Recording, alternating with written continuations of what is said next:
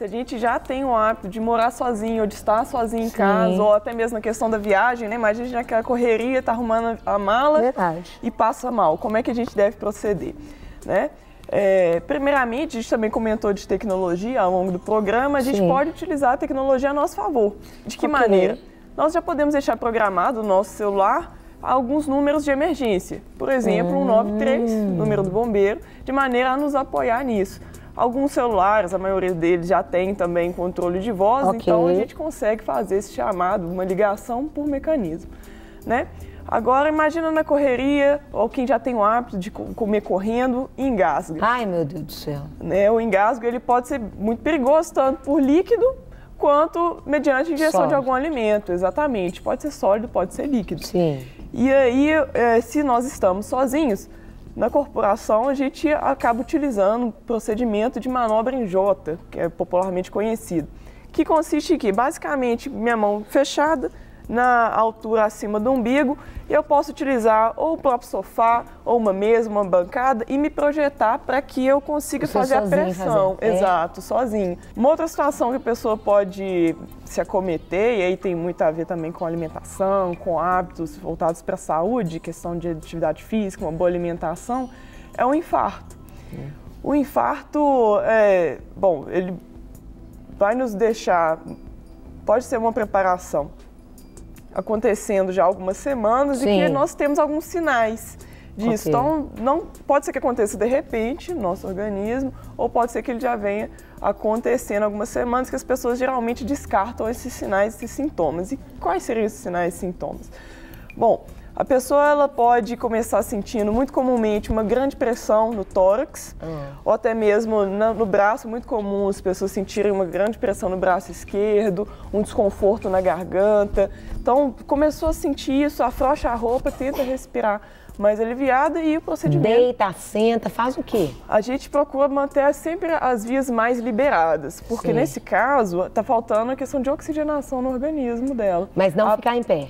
Ficar em pé não, porque ela pode ter tonteira, alguns pacientes apresentam isso, algumas vítimas, né? Alguns até ânsia de vômito mesmo. Então a gente aconselha sempre se manter na posição mais relaxada possível, sentado, né, para manter o nível de consciência e fazer a ligação do número de emergência. Bom, outra coisa que pode nos acometer, questão de queimadura.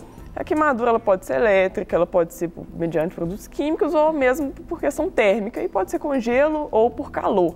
Em casa, ali, às vezes a gente está fazendo um café ou esqueceu o ferro ligado.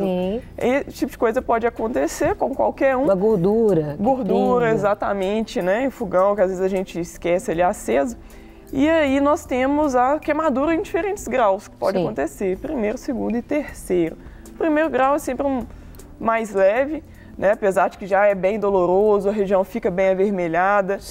E aí, às vezes, a gente consegue fazer o tratamento em casa, dependendo da gravidade. Primeira coisa, água corrente?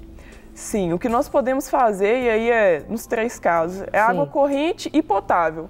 Né? Precisa-se de uma água potável, e aí a gente molha, deixa ali no mínimo uns 10 minutos, dependendo da área afetada.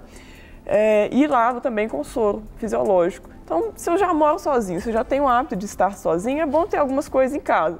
Como, por exemplo, no meu congelador, manter uma bolsa de gelo, né? De gelo, ou até mesmo soro fisiológico. Porque queimei, no momento que eu coloco essa bolsa mais gelada, ela vai dar uma sensação de frescor. Bom, aí nós temos as queimaduras de segundo grau, que são mais graves, já aparecem bolhas, a gente recomenda não estourar, porque a sensação de incômodo e de dor é muito maior. Né? E a de terceiro grau, ela é extremamente grave, porque ela acaba danificando os tecidos, ali fica exposta a camada de gordura, atinge o sistema nervoso. Então ela é o mais grave possível. E nesses casos todos, a recomendação é procurar um apoio de médico e, mais do que isso, seguir as recomendações médicas de tratamento. E o que seriam essas duas coisas aí? A gente trouxe aqui no caso de fraturas, por exemplo. Né? Às vezes eu estou tomando um banho, eu caio, eu estou lavando alguma região em casa, eu posso escorregar e quebrar. Então, no caso da fratura, que é uma tala que a gente utiliza em ocorrências, ela é maleável, consigo dobrar, inclusive ela está dobrada aqui para quê? A gente não vai ter um desse em casa, né? Ninguém costuma ter, mas a gente pode improvisar a tala, utilizando papelões ou até mesmo madeira ou galhos de árvore. No caso de eu ter fraturado meu antebraço, a gente sempre aconselha a imobilização antes mesmo da articulação aqui, para que a pessoa não fique movimentando o braço e aumente ali o desconforto. E no caso da tala, para que ela consiga, pode pegar um tecido, um pano, um lençol e vir fazendo. Exato. Aqui a gente trouxe para demonstração, mas a pessoa geralmente não tem desse em casa, né? Sim. Se ela quiser comprar, sempre é bom ter, já prevenindo que ela possa sofrer um desses acidentes. Em fraturas externas, que são casos mais graves, a gente aconselha já não imobilizar. Às vezes a pessoa vai tentar colocar o braço no lugar ou a perna no lugar. Isso não é aconselhável.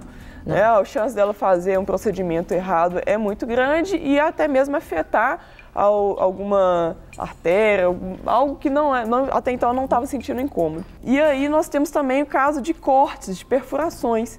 Às vezes ela está mexendo com uma garrafa de vidro, uma jarra, um copo que se quebra e ela pisa ou ela acaba rasgando a mão. Né? O que a gente sempre aconselha também é lavar a região, principalmente o vidro gera muito resquício e a água corrente pode apoiar na retirada desses fragmentos. No caso, se tiver sido um corte mais profundo, a gente não aconselha a retirada, porque aquele material que pode estar fazendo ali uma obstrução, se tirar, ele pode influenciar a evacuação do fluxo. E daí, para ajudar a estancar o ferimento, pegar uma toalha, pegar algum lençol que estiver mais próximo à frente e se tiver soro fisiológico, ótimo, se não, só coloca sobre a região que tiver sido afetada, perfurada e faz uma pequena pressão para influenciar a estanqueidade da hemorragia. Entendi.